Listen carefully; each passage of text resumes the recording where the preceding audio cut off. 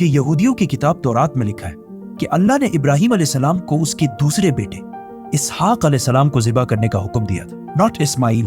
और कुरान में भी सिर्फ बेटी को ज़िबा करने का हुक्म है, किसी का नाम नहीं लिया, जिसकी वजह से मुसलमानों के भी कुछ पुराने स्कॉलर्स हेलो एवरीवन, अस्सलाम वालेकुम, सत श्री अकाल। आई होप आप सब अच्छे होंगे, खैरियत से होंगे, सब ठीक ठाक होंगे। तो आज हम रिएक्शन करने वाले हैं गाइस द कोहिस्तानी के न्यू वीडियो पेज। ये जो वीडियो है गाइस, इसका टॉपिक है गाइस 3000 ईयर्स ऑफ ईद, मतलब पुरानी ईद के बारे में बताने वाले हैं। और ये काफ़ी अच्छे वीडियो लाते हैं और काफ़ी अच्छे नॉलेज देते हैं।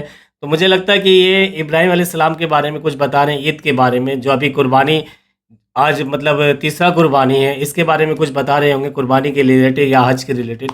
आइए स्टार्ट करते हैं बिना टाइम वेस्ट किए। और चैनल पे नए हो तो चैनल को सब्सक्राइब जरूर कर लीजिएगा गाइस, क्योंकि मैं बार बार बोलता हूँ सब्सक्राइब करने के लिए, आप सब्सक्राइब करते नहीं, देख के वीडियो चले जाते हैं और कमेंट भी नहीं करते। प्लीज़ क्या कीजिए। चलिए स्टार्ट करते हैं इस वीडियो को, क्या बताते हैं इस वीडियो में, देखते हैं। ईद मुबारक। ईद मुबारक। अब एक अब बार सबको भी फिर दुनिया ईद के मुबारक। 2 बिलियन मुसलमान अपना सबसे बड़ा फेस्टिवल ईद मनाएंगे, जिसमें दुनिया के 57 कंट्रीज, मतलब इन सारे कंट्रीज में बिजनेसेस, स्कूल्स, कोर्ट्स, सब कुछ बंद हो जाएगा। और दुनिया के बड़े बड़े लीडर्स इस दिन की मुबारकबाद देंगे। और सिर्फ यही नहीं, बल्कि दुनिया के बड़े बड़े बिजनेसेस बिल्कुल हिल कर रह जाएंगे। लेकिन क्यों? इस सब के आखिर होने का मतलब क्या है? पूरी दुनिया में ये सब कुछ सिर्फ और सिर्फ एक इंसान की वजह से होगा, जिसका नाम था इब्राहिम अलैहिस्सलाम। आज से तकरीबन 4000 साल पहले इराक के इलाके ऊर में इब्राहिम अलैहिस्सलाम पैदा हुए। ये ऊर कोई आम सिटी नहीं थी, बल्कि उस जमाने की एक बहुत ही स्ट्रॉन्ग और इम्पोर्टेंट सिटी थी। इसका अंदाजा इस बात से लगाया जा सकता है कि आज से 4000 साल पहले जब इब्राहिम अलैहिस्सलाम इस सिटी में आबाद थे, उसी टाइम का एक टेंपल इस सिटी में आज भी मौजूद है, जिसे ज़िगुरात ऑफ उर कहा जाता है। ये ऐसी बिल्डिंग्स हैं जिन्हें आज भी बनाना बहुत ही मुश्किल और महंगा काम होगा। और इसी बिल्डिंग की शेप को कॉपी करके यूनाइटेड किंगडम की सीक्रेट एजेंसी MI6 ने अपना हेडक्वार्टर बनाया। इब्राहिम अलैहिस्सलाम का ऊर सिटी में पैदा होना हजारों साल तक सिर्फ तौरात में लिखा हुआ था, लेकिन आज से तकरीबन 100 साल पहले 1930s में साइंटिस्ट को इराक के इसी इलाके से कुछ बहुत ही इंपॉर्टेंट टैबलेट्स मिली, जिनमें साफ साफ इसी ऊर सिटी का बार बार जिक्र है। साइंटिस्ट को इन इंस्क्रिप्शंस के साथ साथ बहुत सारे और खजाने और ट्रेजर्स भी मिले। इन टैबलेट्स के इंस्पेक्शन से ये भी पता चला कि ये 4000 साल पुराने, मतलब एग्जैक्टली इब्राहिम अलैहिस्सलाम के टाइम के आसपास। इन बिल्डिंग्स, इंस्क्रिप्शंस और खजानों को देखने के बाद अब दुनिया के बहुत सारे साइंटिस्ट इस बात को भी मानते हैं कि ये सिटी ऊर उस जमाने की दुनिया की सबसे पावरफुल और सबसे बड़ी सिटी है। व्हिच मींस इब्राहिम अलैहिस्सलाम किसी छोटे से गांव में नहीं, बल्कि उस वक्त दुनिया की सबसे ताकतवर सिटी में पैदा हुए थे। जैसे कि आज कोई न्यूयॉर्क में पैदा हो, और इस सिटी में भी इब्राहिम अलैहिस्सलाम किसी आम घराने में नहीं, बल्कि एक बहुत ही ताकतवर शख्स के घर में पैदा हुए थे, जिनका उस सिटी के बादशाह के साथ बहुत क्लोज ताल्लुक था। लेकिन इब्राहिम अलैहिस्सलाम जवानी से ही इस सिटी में बिल्कुल भी खुश नहीं थे, और हमेशा ही इस सिटी के स्कॉलर्स और उलमा के साथ झगड़ते रहते थे, क्योंकि इस सिटी में लोग एक खुदा के बजाय बहुत सारे बुतों की इबादत किया करते थे। और इन बुतों में सबसे ताकतवर बुत था मरदूक, जिसे ये सबसे बड़ा खुदा मानते थे। और इन सारे बुतों की इबादत के लिए इस सिटी में बहुत सारे टेम्पल्स बनाए गए थे, जिनमें से एक, एज आई सेड, इतना आलीशान टेम्पल आज भी दुनिया में मौजूद है। एक दिन इब्राहिम अलैहिस्सलाम अपने लोगों को एक बहुत ही इंपॉर्टेंट पॉइंट समझाने के लिए इस सिटी के एक टेम्पल के अंदर गए इंशाअल्लाह, और एक कुल्हाड़ी लेकर इन सारे बुतों को तोड़ दिया, सिवाय सबसे बड़े बुत के। और फिर उस कुल्हाड़ी को इसी सबसे बड़े बुत के ऊपर डालकर वहां से चले गए।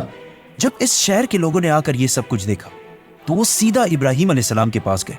तो इब्राहिम अलैहिस्सलाम ने कहा कि हो सकता है इस बड़े बुत को इन सारों पर गुस्सा आया हो, इसीलिए उसने इन सारों को मार दिया हो। उन्होंने कहा कि ये तुम क्या कह रहे हो, बुत थोड़ी कुछ कर सकते।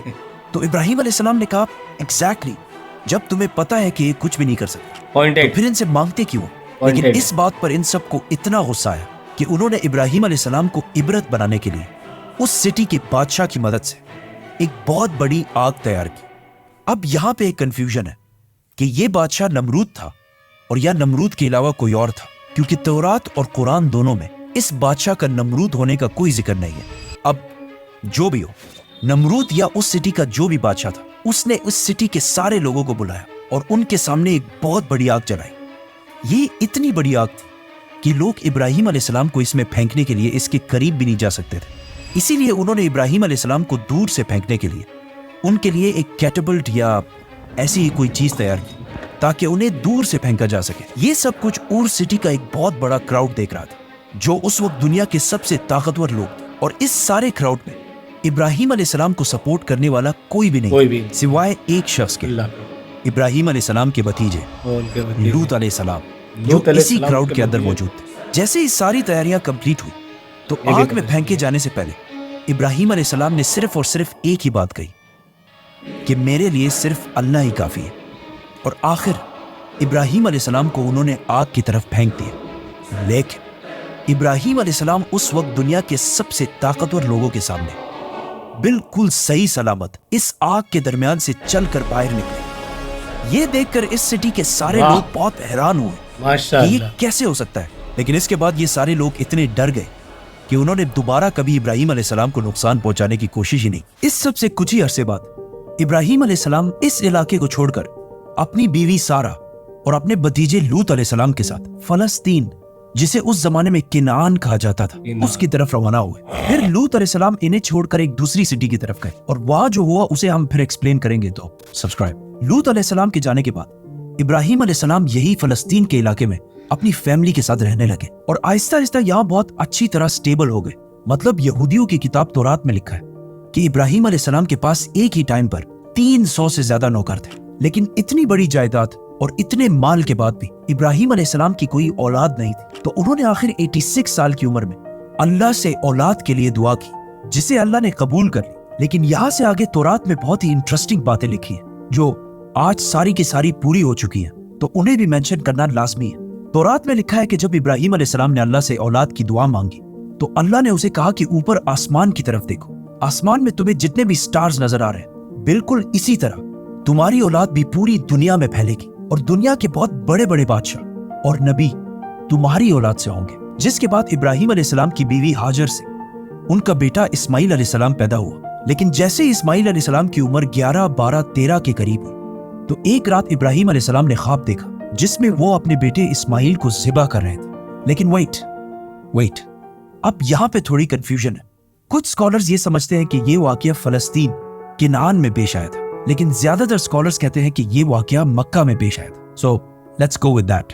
تورات میں لکھا ہے کہ اسماعیل علیہ السلام کے پیدا ہونے کے بعد ابراہیم علیہ السلام زیادہ اٹینشن اپنی بیوی سارہ کے بجائے ہاجر اور اس کے بیٹے اسماعیل کی طرف دینے لگے، جس کی وجہ سے ان کی بیوی سارہ کے دل میں ہاجر اور اس کے بیٹے اسماعیل کے لیے تھوڑی پیدا ہوئی۔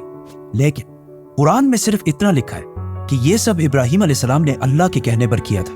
ابراہیم علیہ السلام اپنی بیوی ہاجر اور اسماعیل کو لے کر فاران کے ڈیزرٹ کی طرف روانہ ہوئے، جسے آلموسٹ آج یہودی بھی عرب میں یہی مکہ کے آس پاس سمجھتے ہیں۔ فلسطین اور مکہ کے درمیان آلموسٹ 1400 کلومیٹر کا فاصلہ ہے، which means انہوں نے پیدل آلموسٹ 1 مہینے کا سفر کیا ہوگا، اور اگر گھوڑے یا اونٹ پر کیا ہو آلموسٹ 17 یا 18 دن لگے ہوں گے۔ ابراہیم علیہ السلام نے انہیں فاران کے ڈیزرٹ کے بالکل ایک خالی اور ویران جگہ پر لا کر چھوڑ دیا، اور وہاں سے واپس فلسطین کی طرف روانہ ہوئے۔ ان کی بیوی ہاجر نے 2 بار پوچھا کہ آپ کیسے ہمیں ایسے اکیلا چھوڑ کر جا سکتے ہیں، جس پر ابراہیم علیہ السلام نے کوئی جواب نہیں دیا۔ تیسری بار انہوں نے پوچھا کہ کیا یہ سب کچھ اللہ کی طرف سے، تو ابراہیم علیہ السلام نے مڑ کر دیکھا اور کہا ہاں، اور پھر وہاں سے چلے گئے۔ اب اس کے کچھ ہی عرصے بعد ہاجر اور اسماعیل کے پاس پینے کا پانی بالکل ختم ہو گیا، اور اسماعیل علیہ السلام جو بالکل چھوٹے سے بچے تھے ان کی حالت پیاس سے بہت ہی خراب ہو گئی، جسے دیکھ کر ان کی ماں ہاجر مدد ڈھونڈنے کے لیے سب سے قریب والی پہاڑی صفا پر چڑھی، لیکن وہاں انہیں دور دور تک کوئی نہیں دکھا۔ پھر وہ وہاں سے واپس نیچے آئی اور دوسری پہاڑی مروہ پر چڑھی، اور اس طرح انہوں نے صفا اور مروہ کے درمیان 7 چکر لگائے۔ اللہ کو اس ماں کی اپنے بیٹے کو بچانے کی کوشش اتنی اچھی لگی کہ اس واقعے سے 4000 سال بعد آج بھی پوری دنیا سے لاکھوں لوگ اسی طرح صفا اور مروہ کے درمیان 7 چکر لگاتے ہیں۔ 7 چکروں کے بعد ہاجر نے دیکھا کہ جس جگہ پر اسماعیل علیہ السلام تھے وہیں پہ زمین کے اندر سے پانی نکلنا شروع ہو گیا، تو انہوں نے فل سپیڈ بھاگ کر اس پانی کو جمع کرنے کی کوشش کی، لیکن یہ پانی اتنا تیزی سے نکل رہا تھا کہ وہ بار بار اسے زم زم کہنے لگے، It literally means stop, stop. جس کا مطلب ہے رک جاؤ، سٹاپ۔ یہاں تک تو اس سٹوری کا سب کو پتا ہے، लेकिन इसके बाद हाजर और इस्माइल इसी इलाके मक्का में ही रहे। एक दिन यमन से एक कबीला बनु जुरहम शाम की तरफ जा रहा। यमन और शाम के दरमियान जो नॉर्मल रास्ता था उसके दरमियान कोई भी मक्का वाले इलाके में नहीं ठहरता था। लेकिन इस बार जब ये कबीला मक्का के पास से गुजर रहा था तो उन्होंने आसमान में कुछ ऐसे परिंदे देखे जो हमेशा डेजर्ट के पानी के ऊपर ही पाए जाते थे। और इन परिंदों को फॉलो करते करते ये लोग इस्माइल और हाजर तक पहुंचे। और ये सब पहली बार इस इलाके में इतना पानी देखकर बिल्कुल हैरान हो गए। और इस तरह ये यमनी कबीला पहली बार मक्का में सेटल हो गए और आहिस्ता आहिस्ता बाकी लोग भी इसी इलाके में जमा होने लगे। और कुछ ही अरसे में मक्का, शाम और यमन के दरमियान एक बहुत ही इंपॉर्टेंट सिटी बन गई। मीनवाइल इब्राहिम अलैहिस्सलाम फलस्तीन से मक्का की तरफ आया जाया करते थे। लेकिन जैसे ही इस्माइल अलैहिस्सलाम भाग दौड़ के काबिल हुए तो इब्राहिम अलैहिस्सलाम ने एक रात ख्वाब देखा जिसमें उन्हें अपने इकलौते बेटे इस्माइल अलैहिस्सलाम को ज़िबा करने का हुक्म दिया गया। अब यहाँ पे फिर थोड़ी कंफ्यूजन है क्योंकि यहूदियों की किताब तौरात में लिखा है कि अल्लाह ने इब्राहिम अलैहिस्सलाम को उसके दूसरे बेटे इसहाक अलैहिस्सलाम को ज़िबा करने का हुक्म दिया था, नॉट इस्माइल। और कुरान में भी सिर्फ बेटे को ज़िबा करने का हुक्म है, किसी का नाम नहीं लिया, जिसकी वजह से मुसलमानों के भी कुछ पुराने स्कॉलर्स इसहाक अलैहिस्सलाम को ही ज़िबा होने वाला बच्चा समझते थे। लेकिन ज्यादातर मुसलमान आज इस्माइल अलैहिस्सलाम को ही ज़बी समझते हैं क्योंकि कुरान में इब्राहिम अलैहिस्सलाम की स्टोरी का सीक्वेंस इस तरह है कि पहले इस्माइल पैदा हुए, फिर ज़िबा होने का वाक़या है और फिर इसहाक पैदा हुए। इसके अलावा तौरात में आज भी ये क्लियरली लिखा हुआ है कि अल्लाह ने इब्राहिम अलैहिस्सलाम को अपने इकलौते बेटे वन एंड ओनली सन को ज़िबा करने का हुक्म दिया। और सिर्फ इस्माइल अलैहिस्सलाम ही 14 साल तक इब्राहिम अलैहिस्सलाम के इकलौते बेटे थे, which means ज्यादा चांसेस इस्माइल अलैहिस्सलाम के। इब्राहिम अलैहिस्सलाम एक दिन फलस्तीन से मक्का की तरफ गए और अपने इकलौते बेटे जिसे उन्होंने बहुत दुआओं से हासिल किया था उन्हें अल्लाह के हुक्म के बारे में बताया, जिस पर इस्माइल अलैहिस्सलाम ने कहा कि आप बिल्कुल वैसा ही करें जैसा आपको हुक्म दिया गया। तो इब्राहिम अलैहिस्सलाम ने मक्का में अपने बेटे को ज़िबा करने के लिए रवाना किया। तो रास्ते में उन्हें शैतान ने रोकने की भी कोशिश की लेकिन उन्होंने शैतान को कंकरियां मार के वहां से भगा दिया। इब्राहिम अलैहिस्सलाम की शैतान को मारने का ये एक्ट भी हर साल पूरी दुनिया के मुसलमान हज में कॉपी करते हैं। और जैसे ही इब्राहिम अलैहिस्सलाम ने इस्माइल अलैहिस्सलाम को ज़िबा करने के लिए लिटाया तो अल्लाह ने उन्हें उस एग्जैक्ट टाइम पर रोक दिया और उन्हें इस्माइल की बजाय एक मेंढा ज़बा करने को कहा। और साथ ये भी कहा कि तुम्हारी इस कुर्बानी को हम आने वाले सारी नेशंस में कायम रखें। और फिर अल्लाह ने हुक्म दिया कि इसे खुद भी खाओ और बाकियों को भी खिलाओ। और इब्राहिम अलैहिस्सलाम की इसी एक्ट पिछले 1400 साल से मुसलमान बिल्कुल इसी तरह कॉपी करते हैं। मतलब हर कुर्बानी के 3 हिस्से किए जाते हैं, एक फैमिली के लिए, दूसरा रिश्तेदारों के लिए और तीसरा गरीबों के लिए। ये एक इवेंट जो आज से 4000 साल पहले एक बाप और बेटे के दरमियान एक छोटे से गांव मक्का में पेश आया था। आज हर ईद में उसी दिन को सेलिब्रेट करने के लिए पूरी दुनिया में बिलियंस ऑफ डॉलर्स की इकोनॉमी स्टिमुलेट होती है।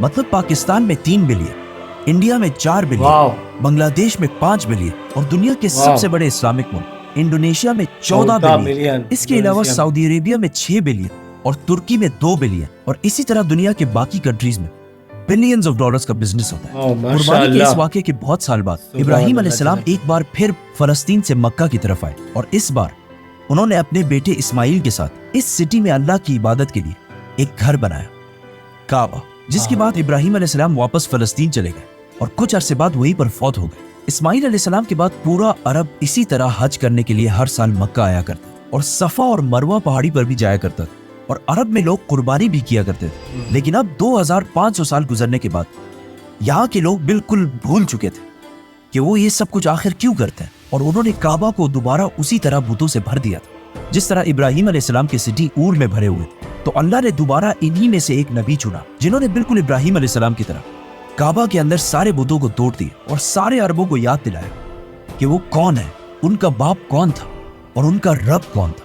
जिसके बाद आहिस्ता आहिस्ता पूरा अरब इब्राहिम अलैहिस्सलाम के रिलीजन की तरफ वापस आ गया। आज से 4000 साल पहले जिस खाली और वीरान डेजर्ट इस्माइल अलैहिस्सलाम को छोड़ा गया था, आज वो सिटी ऐसे दिखती है। और जब उनके पास पीने को पानी नहीं था, आज करोड़ों लोग वही पानी यूज करते हैं और उनकी कुर्बानी का वाकया पूरी दुनिया की इकोनॉमी को हिला कर रख देता है। क्या करम है अल्लाह का। द कोहिस्तानी का काफ़ी अच्छा वीडियो और नॉलेजेबल होता है। इन्होंने जो जो कुछ बताया वो ज़्यादातर मुझे पता नहीं था। और लूत अलैहिस्सलाम मतलब उनके औलाद थे, उनके बेटे थे। یہ ہمیں پہلے نہیں معلوم تھا. مجھے پتا تھا کہ اسماعیل علیہ السلام ہی ایک سنگل بیٹے ہیں اور ان کے بارے میں پتا نہیں تھا, تو وہ پتہ چل گیا. اور ویسے تو مطلب میں نے تھوڑا سا دیکھا ہے اور قربانی کے بارے میں جانتا ہوں, تو تھوڑا سا اور اچھے سے نالج پتہ چل گیا جو انہوں نے بتایا. اور میں نے مطلب انجینئر محمد علی مرزا صاحب کے ویڈیو پہ بھی ریئیکشن کیا ہوں قربانی کے لے کے, ابراہیم علیہ السلام کے لے کے. اور ان کے ویڈیو میں کچھ الگ نالجبل ہوتا ہے, کچھ الگ مطلب بتاتے ہیں, کچھ الگ ٹائپ سے سمجھاتے ہیں جو کافی اچھا سے لوگ سمجھ جاتے ہیں, اور بہت اچھا ویڈیو بناتے ہیں, بہت اچھے مطلب جانکاری دیتے ہیں. تو ان کا ویڈیو کافی پاپولر ہے, بہت لوگ دیکھتے ہیں ان کا ویڈیو کو. اور میں خاص کر کے جب بھی ان کا ویڈیو آتا ہے تو فرسٹ میں دیکھتا ہوں, اس کے بعد میں ریئیکشن کرتا ہوں. مجھے پتہ ہے کہ میں دیکھ لیتا ہوں تھوڑا سا کہ کیسا ہے, کیا ہے, نہیں ہے, اس کے بارے میں پھر کیا بتانا چاہیے کہ نہیں بتانا چاہیے, ریئیکشن کرنا چاہیے کہ نہیں. کافی ان کا ویڈیو نالجبل اچھا آتا ہے. تو یہ تھا ان کے بارے میں. اور ابراہیم علیہ السلام کے بارے میں جو ابھی حج ہوئی, اور ان کا حج کے ٹائم ابراہیم علیہ السلام کے مطلب جو نیم ہے, قانون ہے, اور جو ان کے سنت ہے ان کو دہرایا جاتا ہے. شیطان کو کنکریاں مارا جاتا ہے, صفا مروہ پہ چلا جاتا ہے مطلب 7 کے راؤنڈ. اس کے بعد کعبہ پہ طواف کیا جاتا ہے. ابراہیم علیہ السلام کے ٹائم سے ہی کعبہ بننا اسٹارٹ ہو گیا تھا. یہ تو نالج ہمیں پتہ چل گئی ان کے بارے سے. اس کے بعد پروفٹ محمد صلی اللہ علیہ وسلم ان کے آ کے مطلب بت رکھ دیے تھے اندر میں, تو ان کو بت کو ہی پوجتے تھے وہ لوگ, ان کو دیوتا مانتے تھے. تو ان کو توڑ دیا, توڑ کے باہر نکال دیے, اور اللہ کا ایک ہی اللہ کا عبادت کرتے ہیں. چلیے اچھا لگا اس ویڈیو کو دیکھ کے, کافی نالجبل والا ویڈیو تھا, کافی بہت اچھا لگتا ہے ان کا ویڈیو دیکھنے میں. پھر ملتے ہیں ایک اور نیو ریئیکشن ویڈیو لے کے, تب تک کے لیے گائز خیر فی امان اللہ, جزاک اللہ خیر.